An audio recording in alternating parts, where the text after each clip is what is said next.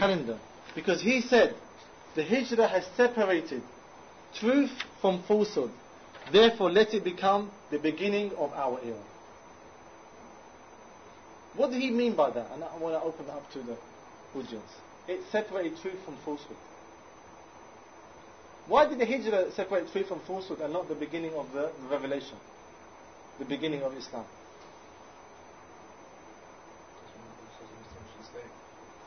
And why was that so significant? Why did that establish truth from falsehood and not the first ayah, اقرأ بسم ربك الذي خلق? That's what it manifested into truth. Exactly. Because the Prophet ﷺ, when he had revelation, when he had the ayah, surah of Quran, it was just something that some people held in their heart, some people followed or wanted to implement it. But when he did the hijrah and he came to Medina, that became reality. That became a state. That became life. That became something you could touch. And that's when truth was separated from falsehood. Because it was implemented as law and spread throughout the land. And that's the day he said we will take the Hijri calendar as the beginning of our calendar. That's why it's the most important event in Islamic history. When the Prophet ﷺ went from Mecca to Medina and established Islam. And that was for 400 years, and that was in 622 CE. And the Khilafah was destroyed in 1924 in Istanbul on the 3rd of March. So how many years we have Islam is 1400 years. How many years in that 1400 years did we have Khilafah state? You got a calculator? I'm speaking to you. It was 1302 years. So around 1400 years, 1302 of those years was under a Khilafah state, ruling by Islam. So from 1924 to today, from 1400 years and 1302 years where we had the Khilafah, how many years did we have where there was no Khilafah?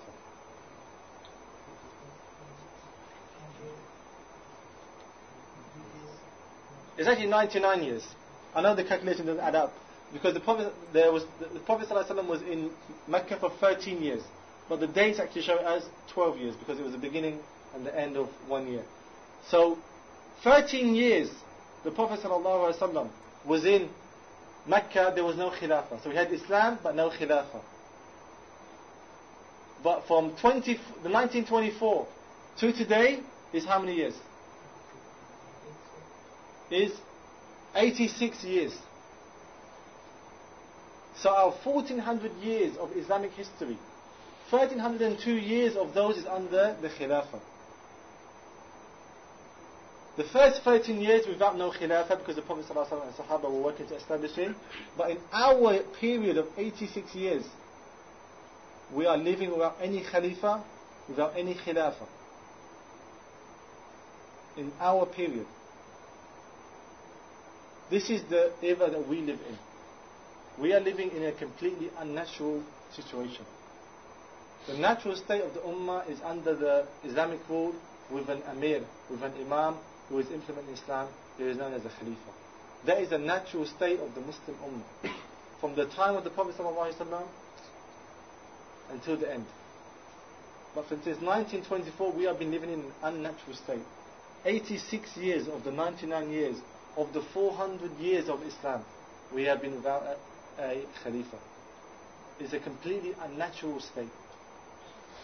And when you have an unnatural state, what happens? The unnatural state always tries to return to the natural state. You know when a mother or parents give their child up for adoption, and that child grows up with another family, and he lives with that family for 20 years, thinking that their mum and dad is their mum and dad, that they're not their biological mum and dad. But then he finds out that the parents that he called mum and dad, or to say she called mum and dad, are not actually her parents. What starts in that person. If these are not my parents, I want to know who my real parents are. Because they're in an unnatural state. These are actually not my parents. I want to know who my real parents are. That is, isn't it? If you see films and documentaries and programs about it, that the adopted child always tries to find out who their real parents are. And they do all these searches. This is exactly the same as this ummah. The ummah has come to the realization that these rulers that we have over us are actually not our legitimate rulers. They are not actually our legitimate rulers. Our legitimate ruler is the Khalifa. Our legitimate ruler is the Khalifa. And we want to go and find and search for that Khilafah. Because that is our natural state. And that is what the Ummah is doing today. It is trying to search for its natural entity, the Khilafah state. Throughout the whole world, we can see there's the work for the Khilafah and there's the work of the enemies of Islam to try their hardest to prevent that return of the Khilafah. But it's a natural state, and when you have a natural state and people live in an unnatural state, the return to the natural state is inevitable. Whoever does it, it is an inevitability. I want to go now. I didn't translate for you the whole of the hadith of the cities of the Khilafah state. So we start again. This is ورد في تاريخ ابن عساكر عن يونس بن ميسرة بن حلبس قال رسول الله صلى الله عليه وسلم هذا الأمر يعني الخلافة كان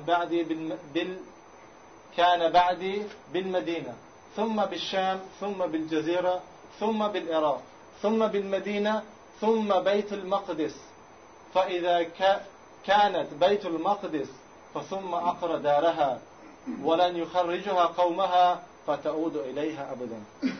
The last part of this hadith, the Prophet ﷺ said, after ثم بالمدينة, after Istanbul, he said, ثم بيت المقدس فإذا كانت بيت المقدس فثم عقر دارها ولن يخرجها قوم فتعود إليها أبدا.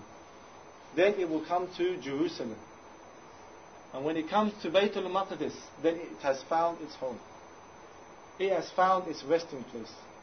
The Khilafah's home, its resting place is Bayt al-Maqdis, Jerusalem. Can anyone tell me what was the Khilafah in Bayt al-Maqdis?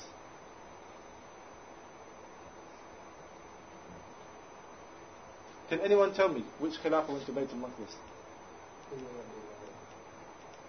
No? No? Which Khilafah went to Bayt al-Maqdis? Sorry? Yeah. Exactly. The Khilafah's capital has never been to Bayt al-Maqdis yet. All the cities that we've mentioned, the Khilafah went there and his capital was there. But the Khilafah has yet to come to Bayt al-Maqdis as his capital. He has yet to rest.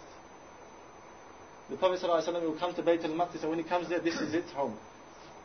And if any people try and expel it from there, from Bayt al-Maqdis, then it will never return again. That is the end of time. That is the end of the Khilafah. So who will be the people that bring who will complete this hadith?